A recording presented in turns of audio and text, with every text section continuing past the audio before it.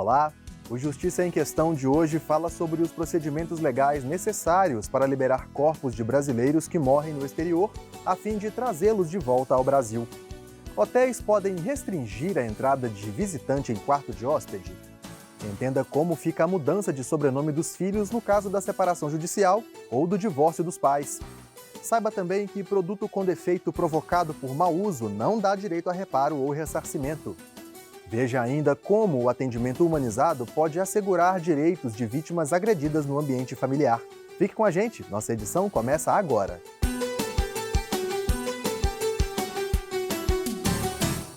O provimento número 82, publicado em 2019 pelo Conselho Nacional de Justiça, modificou o procedimento para a troca de sobrenome nos documentos de filhos de pais separados judicialmente ou divorciados. Entenda melhor na reportagem de Silvana Monteiro. A mãe do Alexandre se casou 2 vezes. Com as mudanças de estado civil, ela alterou também o sobrenome. E isso acabou refletindo nos documentos dele e dos irmãos. De 2000 a 2012, ela estava separada com o nome de solteiro. Foi aí que a gente começou a ter problema com o nome dela, porque o nome de casado constava no meu documento e a documentação dela era o nome de solteira. Então aí veio a oportunidade dela casar com meu pai de novo. Ela casou a segunda vez, voltou o nome, que era o nome da minha mãe, que constava. E aí, logo em seguida, ela se separou do meu pai de novo. Para pessoas como Alexandre, até há pouco tempo restava como opção um processo judicial para atualizar os sobrenomes. Eu mesmo posso dizer da minha experiência como advogado, que em Belo Horizonte, por exemplo, você entrava, ou em outras comarcas também, você tinha que pedir, aliás, nem todos os advogados lembravam disso, a maioria das pessoas esquecia de mudar o nome na certidão de nascimento dos filhos. Eu, atento a isso, sempre pedia. Alguns juízes diziam, não pode, tem que entrar na vara de registro público. Na segunda vez em que a mãe se separou, o Alexandre fez um pedido carinhoso a ela. E aí, dessa segunda vez, eu pedi a ela para não trocar o nome de solteiro para favorecer os filhos, manter o nome de casada.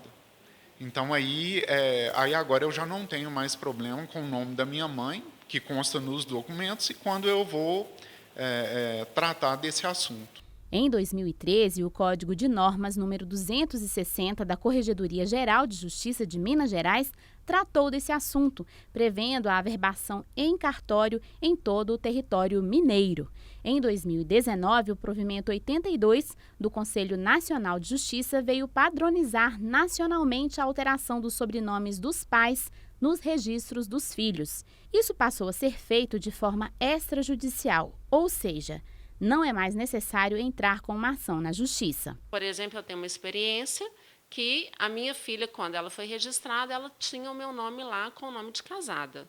E depois eu divorciei e meu nome voltou a ser o nome de solteira, mas eu não alterei isso no registro de nascimento dela.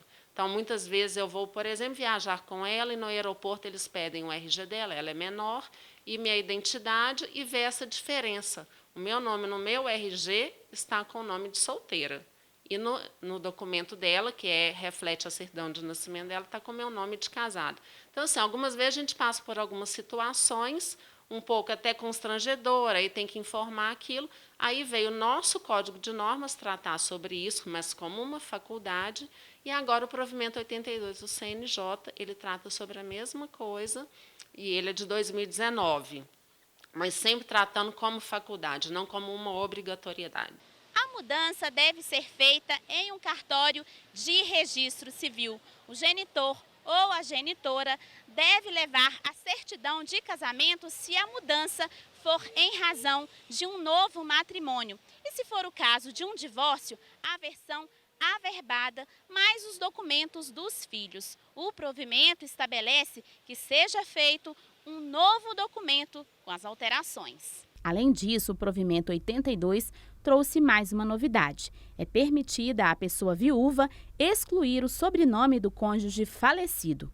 Ambos os serviços são cobrados. É mais um procedimento da desjudicialização, né? Não precisa, então, mais entrar com essa ação e pode ser feito diretamente no cartório. Também é uma faculdade e aí tem que pagar pelos emolumentos. Esse especialista acredita que a desburocratização é um caminho sem volta. Essa é uma tendência do direito de família, né? No Estado laico é assim que funciona. O Estado ele entra cada vez menos na vida privada das pessoas.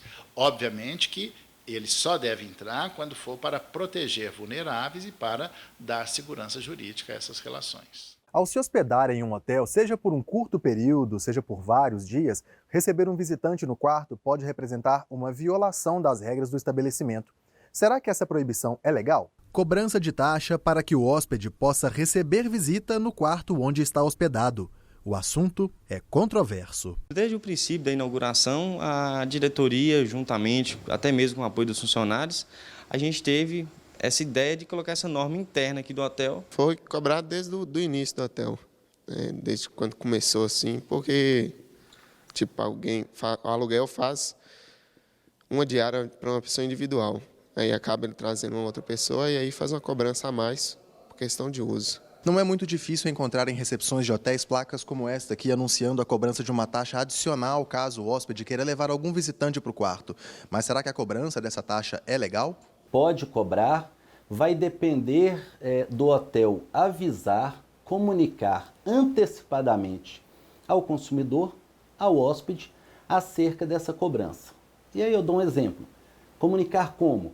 Comunicar através de uma placa fixada na recepção, através do contrato, aquela documentação, o check-in quando você está fazendo, anotando. Então, desde que seja comunicado previamente, pode ser cobrado. Cada hotel tem seus argumentos para justificar a cobrança. Repor alguma coisa, caso vier danificar alguma coisa dentro do quarto, para a limpeza do quarto, energia, água, esses gastos que vão ter a mais. E também para não permitir visitas nos quartos. São 3 principais pontos. É a questão da segurança dos hóspedes, porque pessoas diferentes que nem estão hospedadas circulando nos corredores do hotel. Outro ponto também, e eu acho que é o que mais indaga as pessoas, é a questão da prostituição, que em outros hotéis aí a gente já viu até mesmo casos graves de prostituição em hotéis.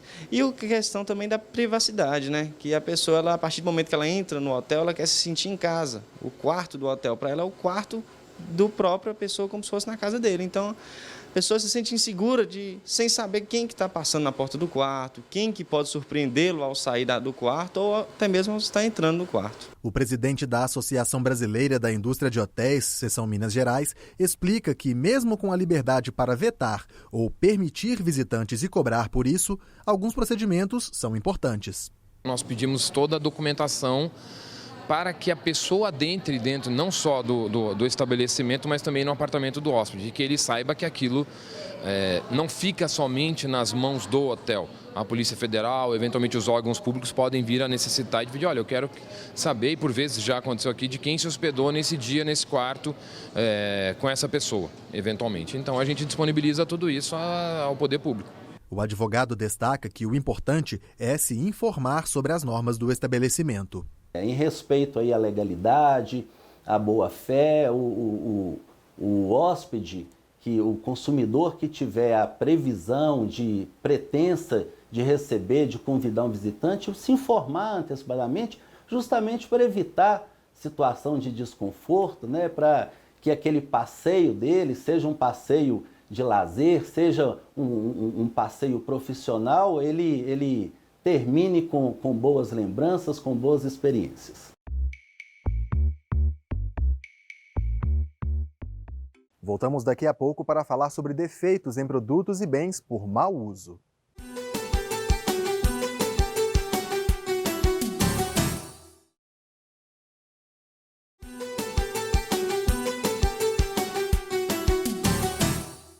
Estamos de volta com o Justiça em Questão, programa do Tribunal de Justiça de Minas Gerais. Todo produto, durável ou não, possui garantia fornecida pelo fabricante ou pelo vendedor. Mas o consumidor perde o direito ao reparo ou ao ressarcimento do valor pago se o defeito for causado por mau uso. Veja na reportagem. O Código de Defesa do Consumidor é claro sobre a garantia. Ela está prevista no artigo 26 do Código de Defesa do Consumidor, que prevê que o consumidor ele tem a garantia legal de 30 dias no caso de compra de produtos não duráveis, por exemplo, como um alimento, e até 90 dias para um produto durável. Quando acontece um problema, o consumidor corre para a loja. Já apareceu cliente aqui querendo trocar algum produto com você com característica de ter sido danificado por mau uso? Sim, muitas pessoas. O que você faz nessa situação? Bom, na hora, com mau uso, infelizmente, usado o sapato, a gente não troca.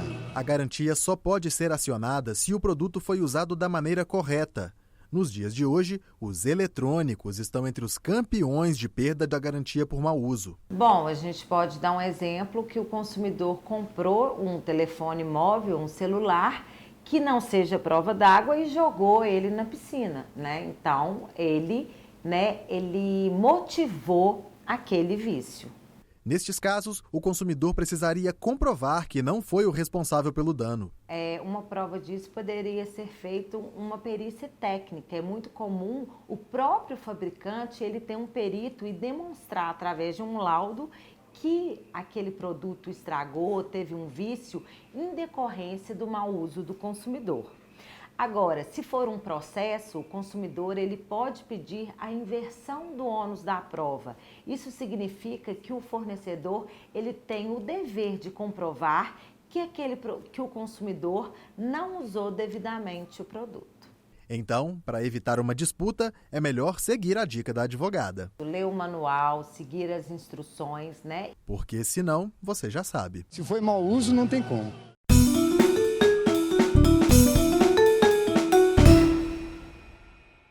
Hoje, no quadro Seu Direito, vamos responder a Isabel Miranda, que enviou a seguinte pergunta para o e-mail do JQ. Minha mãe mora em um barracão no fundo do lote da casa da minha avó paterna. Meu pai já morreu e quando isso aconteceu, eles já eram legalmente separados. Meus tios paternos dizem que se minha avó morrer e o imóvel for vendido, minha mãe não tem direito a nenhuma parte do dinheiro. Isso é verdade? A advogada Flávia Lopes esclarece. Isso é verdade. O direito à herança, nesse caso, seria para o pai falecido, né? Nesse caso, os herdeiros necessários que vão ser chamados à sucessão são os filhos e não a ex-esposa, nesse caso. Nem se ela continuasse casada, se o vínculo conjugal fosse mantido, nem nessa situação ela, mãe, teria direito à sucessão hereditária. O direito seria do pai, né? Como ele faleceu, quem são chamados a ingressar na sucessão são os filhos, que são herdeiros necessários. Quer que o Justiça em Questão ajude com a sua dúvida? Envie a pergunta para o nosso e-mail justiçaemquestão@tjmg.jus.br ou para o WhatsApp 31 98462 1532. E você também pode deixar o seu comentário no nosso canal no YouTube. O endereço é youtube.com/Justiça em Questão. Veja agora as decisões que ganharam destaque no Judiciário de Minas Gerais. Uma moradora de Eugenópolis, na região da Zona da Mata, processou a Magazine Velita e a Monark para receber indenização por danos morais e materiais, mas perdeu a ação. A cliente comprou uma bicicleta na loja e o produto apresentou defeito quando ela levava a filha como passageira. A cadeirinha se desprendeu e a criança caiu, sofrendo várias lesões. Ficou comprovado que a bicicleta foi modificada pela consumidora, que mandou instalar a cadeira portátil em oficina não autorizada. Um universitário agredido por um colega de curso vai receber R$ 2.000 por danos morais e R$ 144 por danos materiais. A briga ocorreu durante um campeonato de futebol universitário em Juiz de Fora. O estudante levou 2 socos e teve fratura da mandíbula e precisou ficar de licença por 40 dias. O réu alegou que apenas se defendeu depois de ser atacado pelo colega. Para os desembargadores, a conduta do rapaz que revidou a agressão foi excessiva e desproporcional. A concessionária Pacific Motors de Belo Horizonte terá que pagar mais de R$ 137 mil por danos morais e materiais a um cliente. Ele comprou um Hyundai Azira 0 km, com garantia de 5 anos. Após 1 ano de compra, o veículo apresentou falhas na parte elétrica e foi levado para assistência técnica. Os defeitos permaneceram por 3 anos. Como o vício no veículo não foi solucionado, os desembargadores da 18ª Câmara Civil decidiram que o cliente tem direito à substituição do produto, devolução do valor pago ou abatimento proporcional ao preço. No próximo bloco, nossa equipe fala sobre os procedimentos para a liberação dos restos mortais de brasileiros que morrem em outro país. Voltamos em instantes.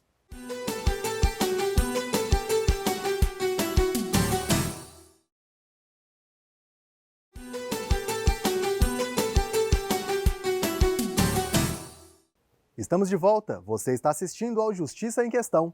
O atendimento humanizado que busca assegurar os direitos de vítimas agredidas no ambiente familiar é uma das principais tarefas da Rede de Proteção à Mulher e de enfrentamento à violência doméstica.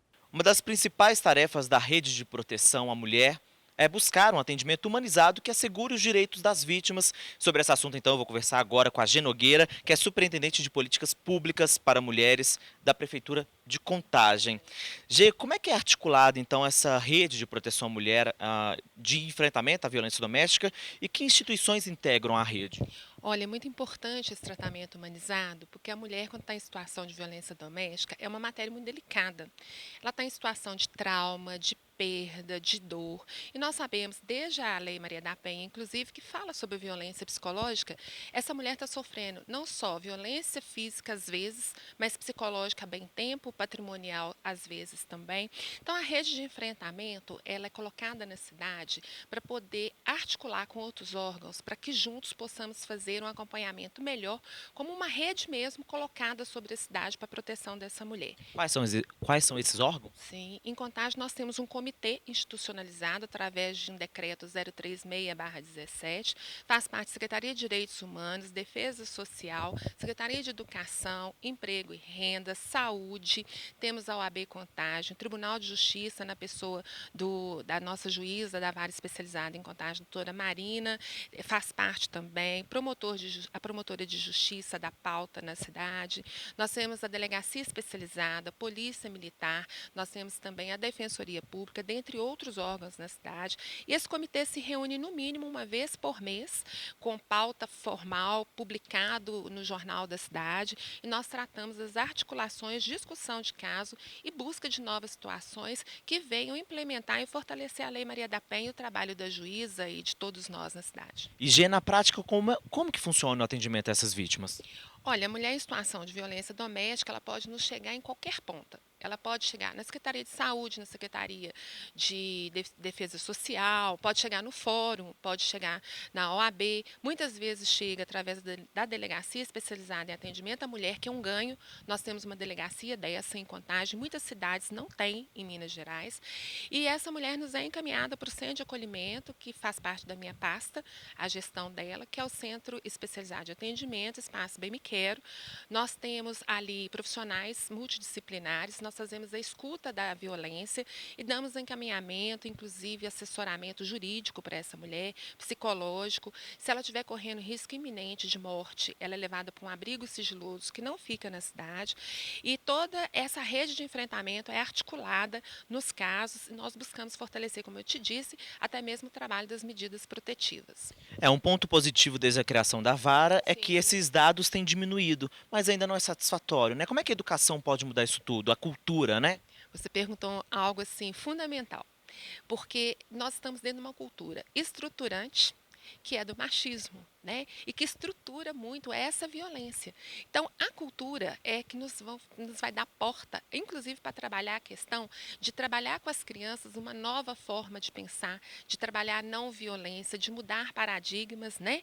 Que é uma forma de trabalhar futuras violências. E trabalhando com as crianças na escola, com os jovens nas faculdades, nós conseguimos fazer um trabalho de proteção maior na cidade toda e quebra de culturas. Nós temos que quebrar essa cultura de banalizar a violência, que violência é coisa natural. Você não imagina quantas mulheres a gente atende, que muitas vezes elas nem entendiam o que estava passando como violência.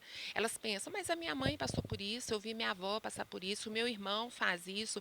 Olha, isso é violência. Então, nós precisamos quebrar essa cultura e explicar o que é violência. Explicar que tem um serviço na cidade também. Nosso assunto agora são os cidadãos brasileiros que morrem no exterior. Além da dor da perda, a família terá de arcar com gastos elevados e enfrentar uma longa burocracia para a liberação e o traslado dos restos mortais para o Brasil. Saiba mais na reportagem de Azaf Alcântara. Há mais de 20 anos, o Bruno mata a saudade que tem do irmão assim, revendo fotos antigas. O Marcelo era meu melhor amigo. Ele era a gente tinha uma diferença de idade de 3 anos, então a gente era muito grudado. Em abril de 1999, o Marcelo, irmão do Bruno, foi para o estado do Colorado, nos Estados Unidos, fazer um intercâmbio de estudo e trabalho. Depois desse período, ele e outros 2 amigos decidiram se mudar para Las Vegas, em busca de uma oportunidade de trabalho. Mas o sonho dele de continuar no país foi drasticamente interrompido.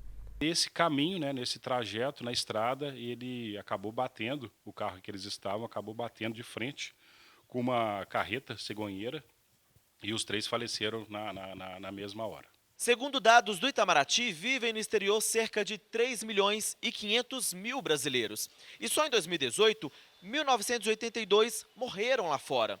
Em 2019, esse número foi menor, de 1.678. E em casos de morte no exterior, o trâmite do traslado vai depender muito de como esse óbito ocorreu. Se acontecer uma situação onde houver violência nesse falecimento, esse falecimento for decorrente de um crime ou de qualquer coisa congênere, você tem que ter uma liberação da polícia ou do órgão policial afeto daquele país para que você possa ter o traslado desse corpo. Se esse falecimento acontecer por causas naturais, é óbvio que o laudo legista, do médico legista, já vai falar o que aconteceu e essa liberação vai ser mais rápida. Então, assim, a primeira coisa que vai impactar na duração do trâmite é a forma como se deu a morte. Em casos de mortes violentas ou em caso de mortes que envolvam investigação policial, você não pode ter o traslado do corpo antes de estar finda essa parte da investigação que necessita do cadáver. Se a morte for causada por alguma doença, o corpo deve ser transportado de uma forma especial. O traslado tem um custo muito alto, que pode variar entre 40 e 60 mil reais e não é pago pelos órgãos consulares. Mas o que fazer caso a família não tenha condições de arcar com esse custo? O Ministério de Relações Exteriores vai entrar em contato com as autoridades locais de onde ocorrer para que se possa ser organizado o enterro ou a cremação do cadáver localmente. Tá? Para além disso, caso a família não possa se fazer presente para a cerimônia, o Ministério de Relações Exteriores, através dos seus agentes consulares na região, vai providenciar também uma cerimônia para aquele corpo. Após a morte, as autoridades locais têm até 3 dias úteis para informar o falecimento aos órgãos consulares do país de origem do falecido. Depois de receberem um comunicado, os consulados e embaixadas funcionam em esquema de plantão para informar a família com urgência. Esta juíza da 2ª Vara de Sucessões e Ausência de Belo Horizonte explica quais são os documentos necessários para fazer o traslado do corpo. Na verdade, a gente tem duas etapas. Uma para o registro consular de óbito, que, como eu disse, são os documentos de identificação do falecido e da pessoa que servirá como declarante, a própria declaração médica. Se for caso de morte violenta ou questão que envolve o direito criminal ou direito penal, esse atestado oriundo da polícia estrangeira também será necessário para esse registro consular, com a causa mortis, com alguns detalhamentos. Se for para o transporte desse corpo, desses restos mortais para o Brasil, são necessários outros documentos também, inclusive a autorização de transporte feito no aeroporto de embarque desse corpo. A morte não pode ser evitada, mas as dores de cabeça decorrentes do óbito no exterior podem ser minimizadas, caso a pessoa tenha um seguro de vida ou viagem. O seguro é muito importante por vários motivos.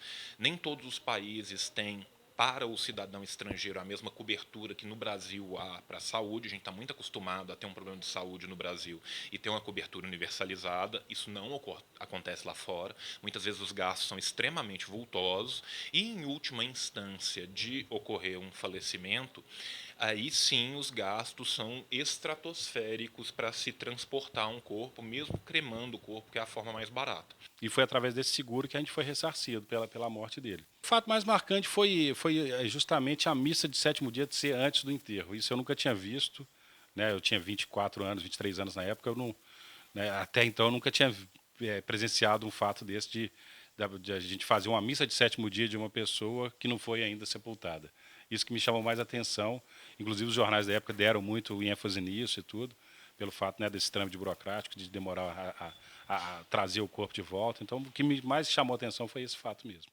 O Justiça em Questão também está na internet. O conteúdo desta e de outras edições pode ser acessado no portal do Tribunal de Justiça. Clique na área Comunicação e depois em Justiça em Questão. Ou veja pelo canal no YouTube. Comente, proponha temas, participe do nosso programa. Envie uma mensagem para o e-mail justiçaemquestão@tjmg.jus.br ou para o WhatsApp 31 98462 1532. Um grande abraço e até a próxima edição.